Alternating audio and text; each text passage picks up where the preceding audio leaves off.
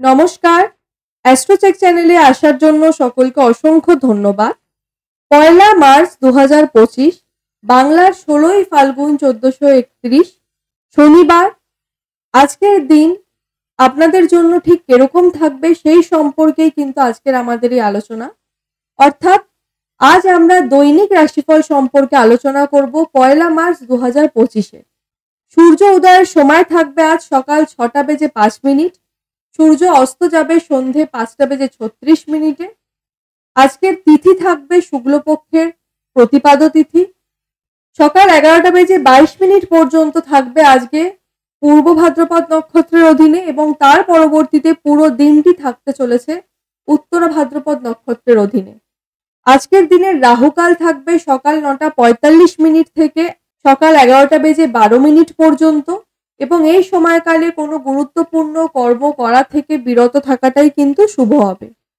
আজকের দিনে শুভ সময়কাল যা থাকছে তা হবে দুপুর ১২টা ১৫ মিনিট থেকে দুপুর ১টা বেজে ২ মিনিট পর্যন্ত। এই সময়কালে আজকের দিনে যে কোনো শুভ কর্ম আপনারা শুরু করতে পারেন, তবে বিবাহ বা মাঙ্গলিক কর্মের জন্য আজকের দিনটি কিন্তু সেরা নয়। আজকের দিনে যেই দিকগুলি শুভ থাকবে না বা যেই দিকগুলি না ব্যবহার করাই আপনাদের জন্য ভালো হবে তা হবে পূর্ব দিক এবং দক্ষিণ দিক। এই দুটি দিককে কিন্তু আজকের দিনে আপনাদের একটুখানি অ্যাভয়েড করে চলাটাই ভালো। ধনুরাশির মানুষদের ক্ষেত্রে আজকের দিন বেশ ভালো থাকতে চলেছে। মাথা যন্ত্রণা বা অত্যাধিক কাজের চাপের ফলে নিজের দিনের শেষে নিজেকে দুর্বল অনুভব করবেন আপনি।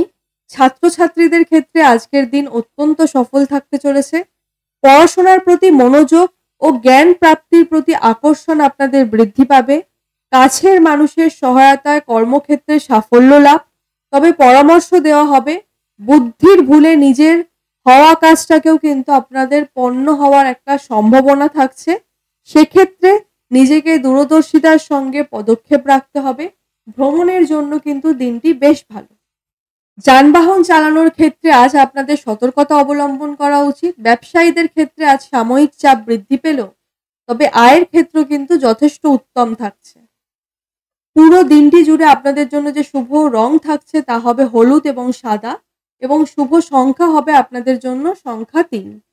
আমাদের চ্যানেলের দৈনিক রাশিফল এবং মাসিক রাশিফল পেতে চ্যানেলটিকে সাবস্ক্রাইব করে পাশে থাকবেন। অনুষ্ঠানটি কেমন লাগলো অবশ্যই কমেন্টের মাধ্যমে জানাবেন। সকলে সুস্থ থাকবেন, ভালো থাকবেন, সকলের মনস্কামনা পূর্ণ হোক এ আশা রেখে আজকের এই অনুষ্ঠানটি এখানেই শেষ করলাম। ধন্যবাদ।